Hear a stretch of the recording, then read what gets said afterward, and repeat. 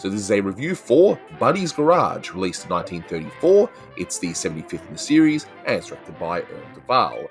Currently, there's no official release of this short. What you're seeing is a taping off of, I think, Nickelodeon or something like that in the US, and I've sort of patched the ends to make it, I guess, as seamless as possible. But yes, this one definitely is in bad need of restoration. Now, in case you haven't seen this one, and honestly, if you look online, you'll find it. It's pretty easy to find.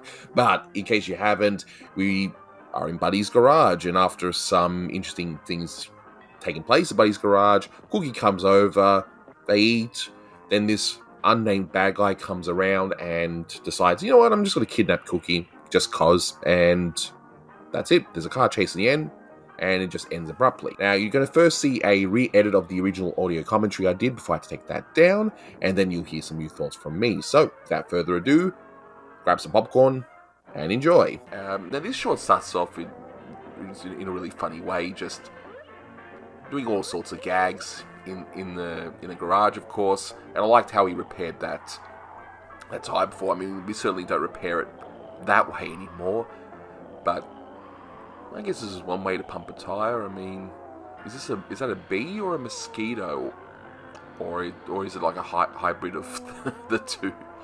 I do like this cartoon where once it gets rid of all this, I guess, fluff in the beginning, where it's just all fun and games in the garage. We then get an interesting cartoon where it's Cookie being kidnapped, and it's just basically Buddy chasing after them in a vehicle, and just gag after gag after gag, which is pretty good.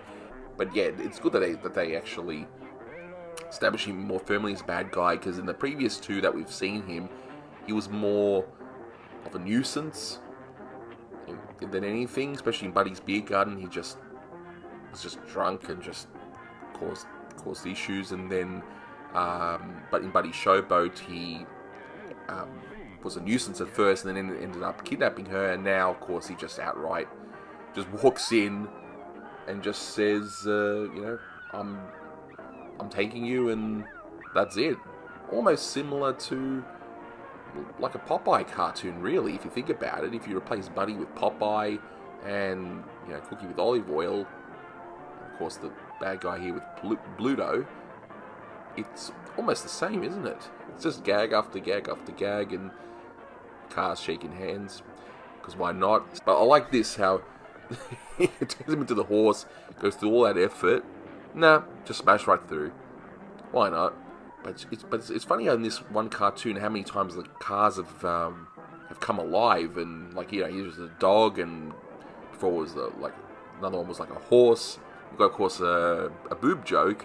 I keep on pointing out all these butt jokes and crotch jokes, and lately I've been pointing out a lot of boob jokes. Yeah.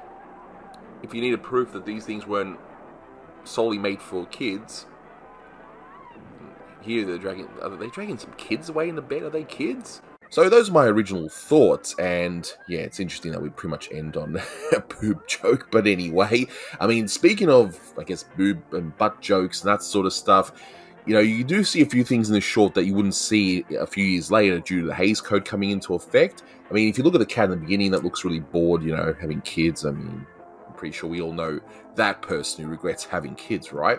But that whole thing with the kitten suckling on the tire, yeah, you wouldn't see that level of detail because it'd be quote-unquote too suggestive. So, yeah, it is what it is, but that's basically what it was. And, if you look at the very end, yeah, that boob joke, you definitely would not see things to that level of detail, the jiggle, I guess.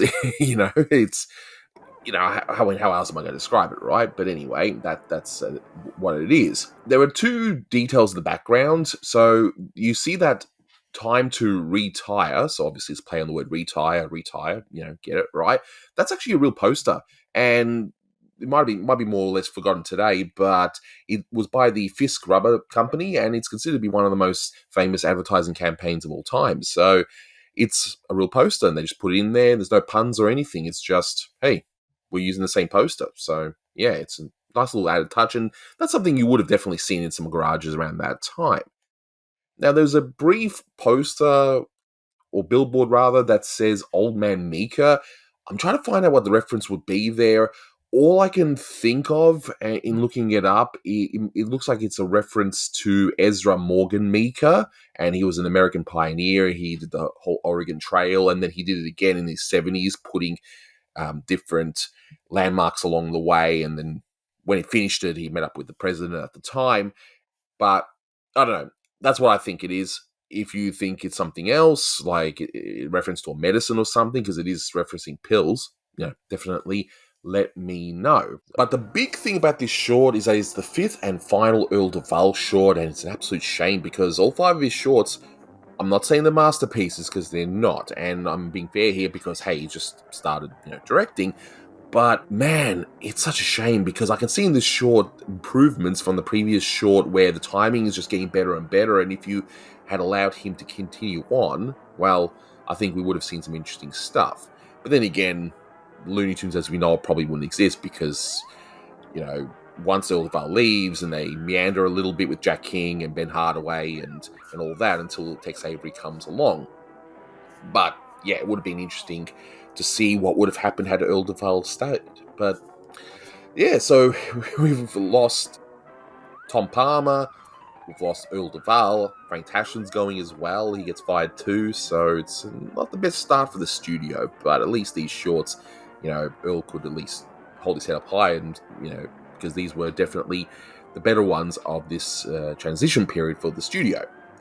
And I like how he actually figured out a good way to use Buddy. I mean, yeah, again, Buddy's a bland character. There's nothing really much to him, but he's figured out that using I guess it's more appropriate to say Mickey-Minnie-Pete formula that was around. Like if you look at a short like Building a Building, which has been beautifully restored to Disney Plus now, by the way, and in 4K too, which was, wow, right?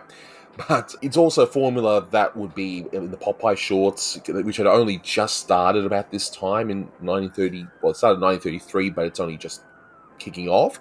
But you'd have the Popeye olive oil and Bluto formula, and it definitely works. It's a shame that they didn't continue with that for the later Buddy shorts, and they just absolutely had no idea what to do with it. And it's very clear. As for the rest of the short, look, I'm looking at some of these gags and, some of them are pretty funny, even if they're just absolutely ridiculous, like, why is there a duck in the water tank? You got the fish there, and there just happens to be this happy duck swimming around. All right. We get a beautiful dad joke with the car showering.